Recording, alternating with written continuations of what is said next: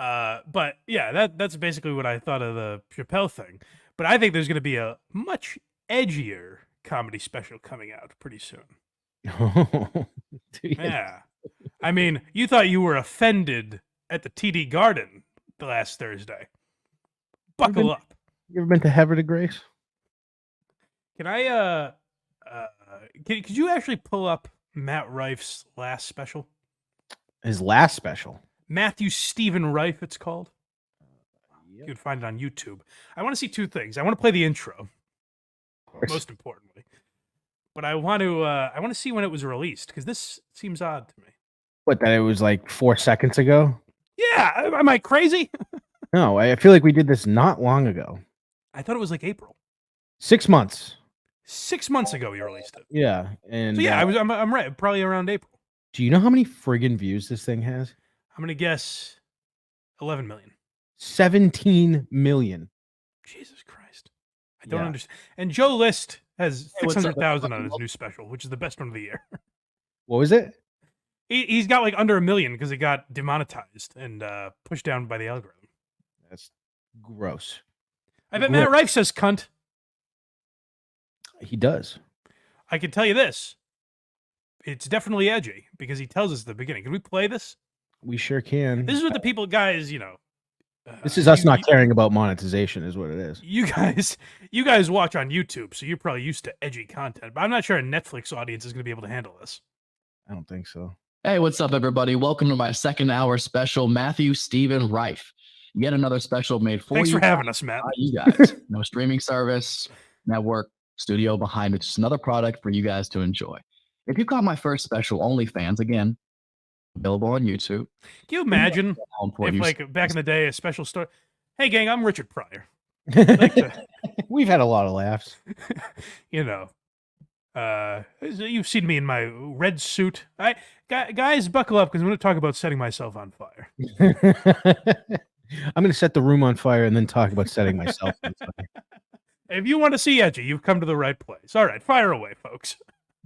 To me and how I want to give that right back to you. And this product does exactly that. It's my favorite body of work yet. It's very important to me. Can I tell you what I think this was?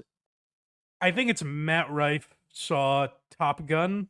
Like, when you see it in theaters and Tom Cruise is like, hey, folks, we really put a lot of work into this. I think that's Matt Rife going like, oh, that maybe this is the new trend and like kind of picking up on that, which is probably smart of him. It worked, 17 million views, but it's a weird way to start a comedy special. Did that happen in the new Top Gun in theaters? Oh, yeah. You didn't see it in theaters? No. The Killers of the Flower Moon starts the same way, where it's Martin Scorsese going, guys, this is a message I really wanted to get out there for a long time. I hope you enjoy the film. Is that it? I mean, I'm paraphrasing, but that's the gist of it. Why is Scorsese doing that? I don't know. It's a new thing. Well, he's Martin Scorsese. He doesn't have to say shit. Well, it works given the ending of the movie, but I'm looking forward to seeing that movie. Yeah. Well, it was a great movie. Almost as good as Matthew Stephen Rife on YouTube. The end of watching it, you're going to understand why. So if you enjoyed half as much as I enjoyed making it for you, hit like, subscribe, comment, share with your friends, all that good stuff so I can continue to make more for you. Let's see who gets offended. Oh, buckle up, everybody. The face is tough, man. Let's see who gets offended. See who gets offended. This is where you guys have heard me over the last couple months try and like Matt. Like I want to like the guy. I don't hate Matt Rife. I want to like him. But that moment I'll never be able to shake out of my head. But this one? You hit like, subscribe, comment, share with your friends, all that good stuff so I can continue to make more for you. Let's see who gets offended. You know what? That should be in the outro, no? Let's see who gets offended. Let's see who gets offended. Should have Hackride put it in every intro. Let's see who gets offended. Like almost like he's reluctant, like, I don't want to do this to you guys. I don't want to put you through this. Just fair warning, you're in trouble. Listen, I don't control what comes out of my mouth. It just flows through me. It's nuts that he's got a Netflix special filmed and out already. Yeah, so that was 6 months ago. How has he put together new material? If he filmed the next day, I'm stunned it's coming out already. When Louis C.K. was doing a special a year, Yep. he's, in my opinion, one of the greatest to ever do it. And that was like, hey, slow down, guy. They'd be I better hate if you give it a little more time. When he started doing that, that's when I started going like, God damn it. Yeah, it's just like, hey, take a break, let the material, breathe a little bit, work on it. It'll give it a little more tinkering, and the I'd special rather, will be better. yeah, I'd rather go another 6 months to a year of you making sure this is exactly what you want it to be. It'll be much Nope. funnier. We're rushing them out now every 6 months. And by the way, I've heard a lot of people say that like the retention, like the duration that people are watching of comedy specials is like roughly a half hour or less. Mm-hmm. So for Matt Rife to put out an hour special and then put out another hour in the same year is 6 just months like, later. I mean, good for him. Again, make that money. It's just a money grab. You know what I mean? Like, there's no way there's going to be better material in this special. It's not possible. I don't know how he put that one out, filmed the Netflix special, and it's out already, and it's not repeat. Maybe it's repeating actually. Who Well, knows? let's see some of the let's see a little tease here if we could. But their half an hour thing is. Did you? I don't know if we talked about this yet, but did you see Kurt Metzger's half hour? Yeah. I thought it was hilarious. Yeah, it was good. I'm not typically a fan of his, but I thought that entire thing was very funny. Oh, really? That's interesting because I liked his hour White Precious, his old album. I like that better actually. But Oh, really? Yeah, I thought it was so funny. But yeah, no, he's very good. here, But yeah, that's why. Like that's what. So Gas Digital put out those half hours because they were like, hey, it's basically a way to advertise, not burn all of your material, but to get a special on YouTube, like something people can watch, and people are more likely to watch all of it than the full hour. yeah. And if YouTube is watching us right now, this is a advertisement. Yeah, they want us to play this. All right, leave us alone. We are helping. We're helping Netflix. I can't stand social media, which I know is crazy because it's why you're all here. That is crazy. You ever eat someone's ass then break up? Bro, I would fuck a grandma in a heartbeat. I know that's gross. Just testing the waters. Just seeing if y'all still fun. Just wanted to see. Oh no! Hold on. Am I to understand? This isn't going to be edgier than the last one, is it? It's a long time coming. I don't know if I can take it.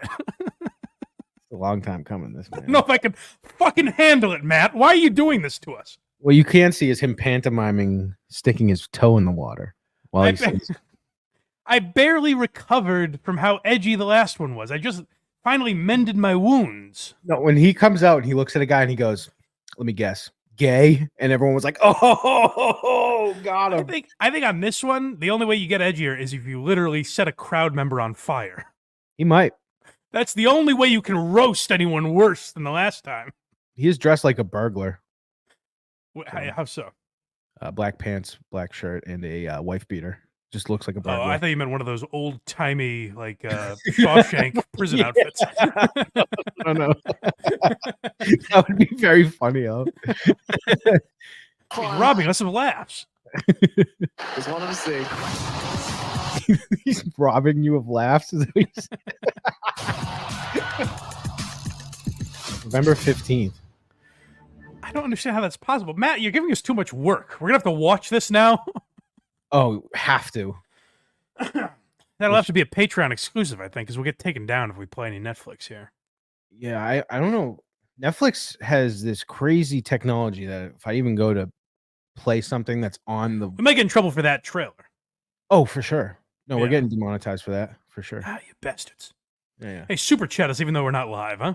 Oh yeah, that's right. We're keep not the live. lights on. Keep the lights on here. I should have been pretending to. I'm gonna do that from now on. I'm gonna pretend to read comments That's good. like for the first half hour. They're all from Justin. Yeah. Justin, stop paying us. Come on, you rascal. Yeah, so Yeah. I don't know. I mean, hey, again, like for what when we talk about Matt Rife, it always gets into the algorithm of people who like Matt Rife and go and support him. So we always get comments that are like, "Oh, these guys are jealous." Opposite. Make that money, brother. Godspeed to you. That's all. For Like he sure. made $25 million this year, and as Joe List said, deserves every penny. He has 17 million views in 6 months. Wow, kudos. Beautiful, buddy. Good for you. I just don't know how he's duping people into it. It's very impressive. Duping is strong. I wouldn't say duping. What do you mean? I don't know. I'm just talking to the people that are going to listen to this randomly. Oh, no, right he's now. great. He's Yeah. He's hilarious. We're His actually- bit on like, gay guys being into fashion was so revolutionary. I'd never heard that take before. It was insane. Yeah, and if anyone is watching just because they like Matt Rife, we're actually really good friends with him. We are, yeah, no, we're buddies. We hang a lot, and sometimes we talk about ideas. Like I say, it's weird, Matt. Me and my girlfriend have had kind of be getting into arguments lately, and he points out to me, Mike, guys and girls are often different. And I thought, I never thought of it that way. That's really interesting. I remember you called me, which is rare, and I was like, "Why is Mike calling me right now?" And then you told me what happened. Yeah. Couldn't believe it. Yeah, he pointed out some things like girls, when they get into relationships, have different desires than men. I think, how did he put it? It was that men are more sex driven Yeah. and women tend to be more emotional. And I thought, Matt, that's a really interesting observation. I hope you do 2 hours on that in 1 year instead of just one. I couldn't believe it. Yeah. It was so profound. Matt, what's it like being a 20-something in this crazy world? Dude. Have you figured out the dating apps yet, Matt? Have you used Hinge? What I'm hoping for is I need him to deep dive into some ghost hunting stuff. Special. Well, actually, but here's the thing: is like that's what he talked to Rogan about, and if honestly, that's what I would encourage him to do. Is like he should talk about shit that makes him weird or interesting. That would be fun. Because that's been my criticism of Matt Rife is that it's not horrible. We have like I would love to play Matt Rife clips and make fun of them because it'd be good for the algorithm. But there aren't enough like mockably bad clips. It's all just like, hey, ma'am, is this your boyfriend? It's an hour. It's an hour. That's your dad? Oh, and then the crowd's like, oh shit, they're not dating. It's an hour of setups. Yes, yeah, it's setups that you've heard a million times. It was literally he talks about that gay guys are into fitness and into fashion in the first 10 minutes of his last special. Spot the lie. So, well, he hits the nail on the head every time. It's like, I don't know if this is necessarily innovative. Right. So, I don't know. I worry about Matt Rife. I think how devoid of content will this one be since it's 6 months after the last one. The only thing I can think of is that he saved... Listen, it's a long time coming, as he's told us. It is. So maybe he saved material, which a lot of people do, is they save their best stuff for the next special. So maybe in the last one, he held back a lot of his A material and was like, when Netflix comes calling, that's when I'm going to unleash hell on these people. Good luck to everybody. That's all I got to say. Good luck holding on to your sides. I hope they don't split wide open. They're gonna. Yeah. Guaranteed. Hold on tight. You're going to want to keep that compact. What do you do for a living, ma'am? You're unemployed? How'd you afford these tickets? I'm charging out the ass for these. How did you get in here? And then just the TikTok logo. Yeah. Like, that's the whole thing. But here's what I've always said about Matt Rife is like, to me, he's a very standard 28-year-old comedian. I keep thinking, oh, well, he's probably older than that now since the first time we've talked about him. But no, that was 6 months ago. So he's still 28, I'm guessing, or 29. I do. I'm very curious the timeline of when that one was filmed and came out, and then when he got this deal. I thought he said he filmed it in December. Wow. I could be wrong about that, but I'm pretty sure. So this was filmed before the last one even came out? No. I'm sorry. The last one was filmed in December.